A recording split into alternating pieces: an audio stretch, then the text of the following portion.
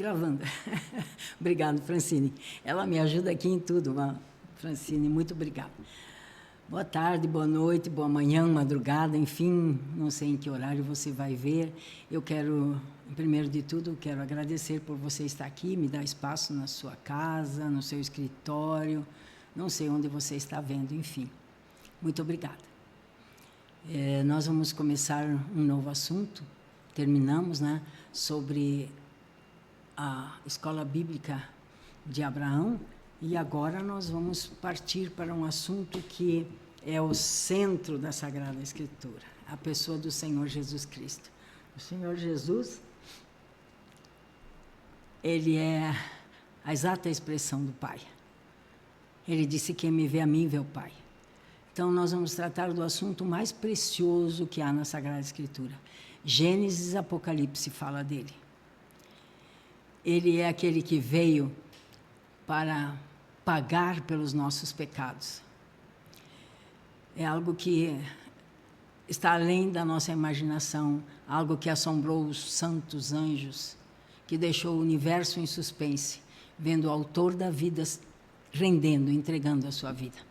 Vamos orar e vamos ir muito devagar nesse assunto, porque tudo que falarmos ainda não falaremos o suficiente e nem sequer abordaremos aquilo que é fundamental na pessoa, no ser de Jesus. Nós vamos refletir sobre Jesus, nós vamos pensar um pouco sobre Jesus, sem nenhuma pretensão de fazer grandes teologias, grandes estudos bíblicos, somente pensando na pessoa de Jesus.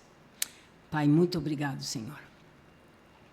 Nós temos um intercessor que está à tua direita, e que andou pelas estradas poeirentas de Israel, anunciando tão grande salvação.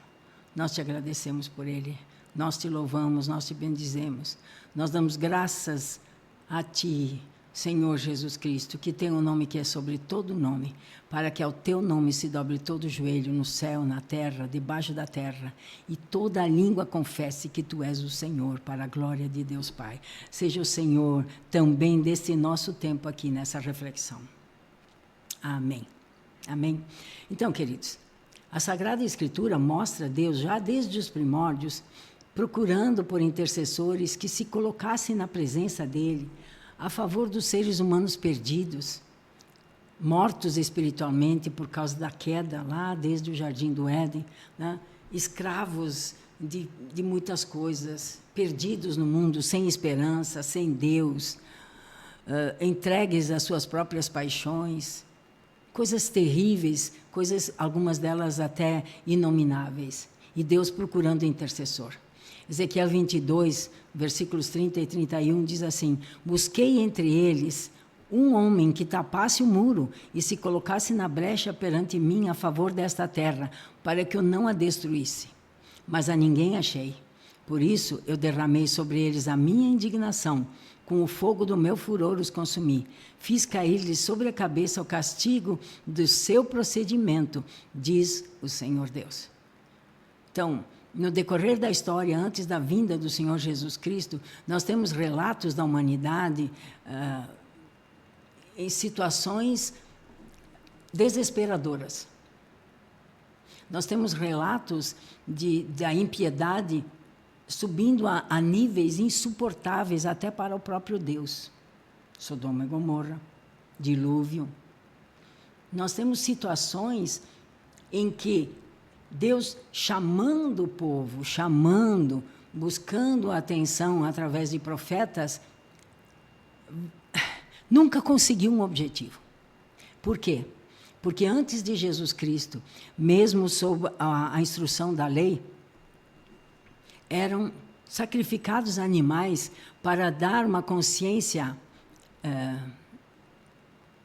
eu vou dizer assim, apacentada para os pecadores.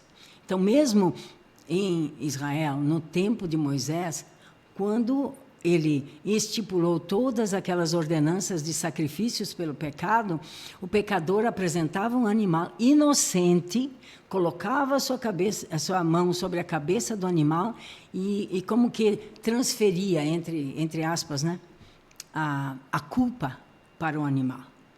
E ele saía dali, então, com a sua consciência apacentada para com Deus. Mas o pecado não tinha sido perdoado.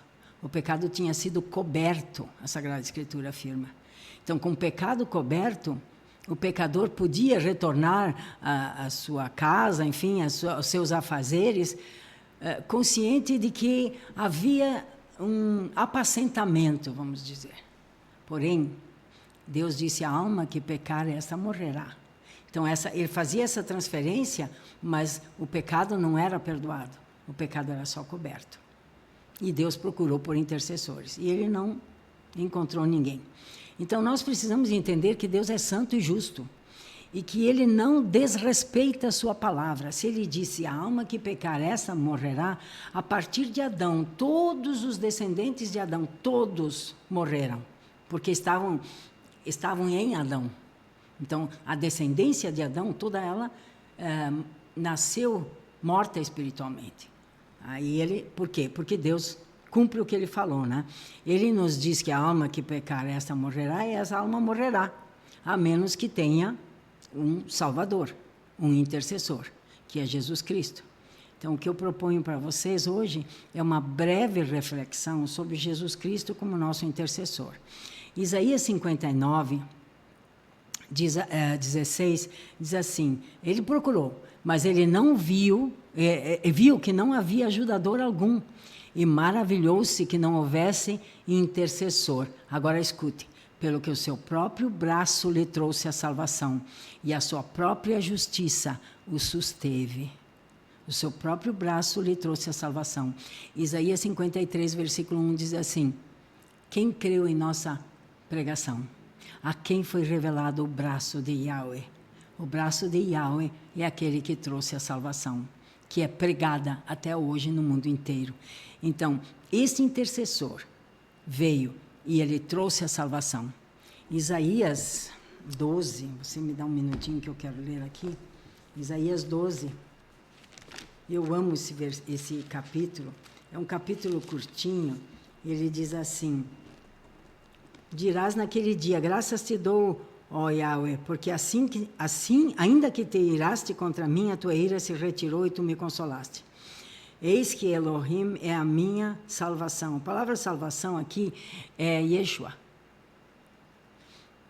Pelo menos na Strong traz essa definição, né? Eu confiarei e não temerei, porque o Senhor Jeová é a minha força e o meu cântico, e se tornou o meu Yeshua. Vós com alegrias tirareis águas das fontes de Yeshua. Então, as fontes do Salvador estão abertas. Por quê? Porque ele, com o seu próprio braço, diz o Todo-Poderoso, ele trouxe salvação, e a sua própria justiça o susteve. Eu estou aqui referindo novamente a Isaías 59, 16. É maravilhoso, é indescritível, não dá para explicar com palavras. Quando penso nisso, já me dá vontade de orar em línguas, porque a linguagem humana ela não tem uma expressão do que isso significa e de quanto nós devemos ser agradecidos ao Senhor, né? O próprio Deus se colocou ao nosso lado para nos defender de Satanás e de nós mesmos. Por quê?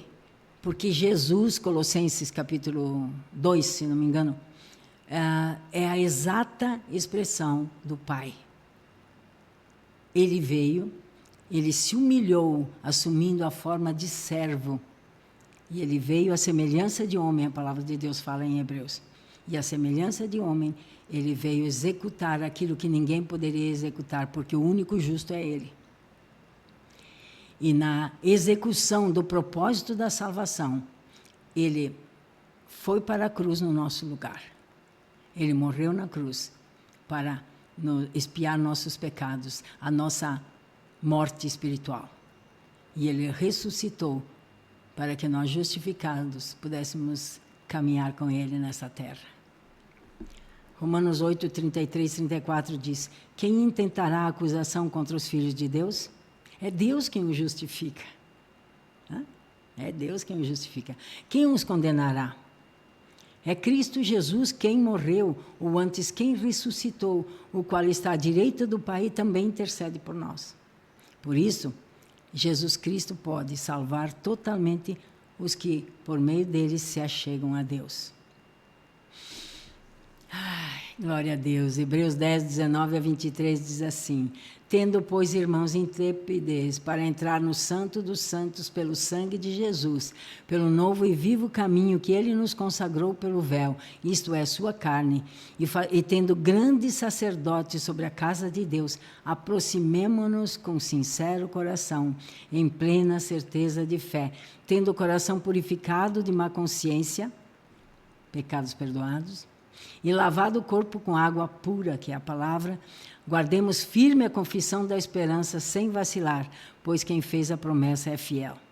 Então, diante de tão grandes conquistas que o Senhor Jesus Cristo efetuou para nós, aproximemo-nos dele com confiança, em plena incerteza de fé, para alcançarmos a misericórdia em tempo oportuno.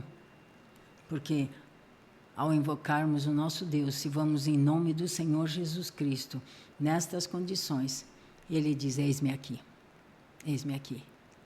Que todos nós possamos ter esta intimidade com o Senhor, baseados na intercessão, baseados no sacrifício que ele mesmo fez por nós. Ninguém poderia fazer esse sacrifício.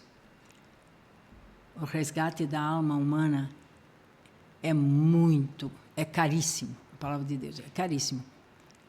Você, que já é de Jesus, que já entregou sua vida ao Senhor, que está procurando ter essa intimidade com Ele, essa consciência de estar vivendo na presença do Todo-Poderoso, você vale o sangue de Cristo. E aqueles que ainda não foram salvos, o Senhor já morreu por eles também. Eles podem ainda agora ser inimigos do Senhor, mas o Senhor morreu por eles também. Por isso que nós devemos orar por eles também, interceder por eles também, porque o Senhor não quer que nenhum pereça. Amém? Vamos orar. Pai, que nós diremos diante de tão grande bênção, de tão grande salvação? As palavras humanas não expressam, Senhor, a admiração e o assombro que sentimos pelo teu propósito, pelo teu projeto de salvação que o Senhor executou antes da fundação do mundo. Porque a tua palavra nos ensina que o Cordeiro foi morto antes da fundação do mundo. Antes que nós existíssemos, o Cordeiro Santo, nosso intercessor, morreu por nós. Que o Senhor seja glorificado, exaltado, que o teu nome seja santificado, que a tua vontade se cumpra, que o teu reino venha, ó Santo de Israel, que o Senhor governe sobre nossas vidas, sobre nosso ser, no físico, no emocional e no espiritual, de tal maneira, Senhor, que nós possamos ser este vaso de honra, que o Senhor possa dispor e usar como o Senhor quiser e no tempo em que o Senhor quiser. Nós te louvamos e te bendizemos por Jesus Cristo, nosso Senhor. Amém.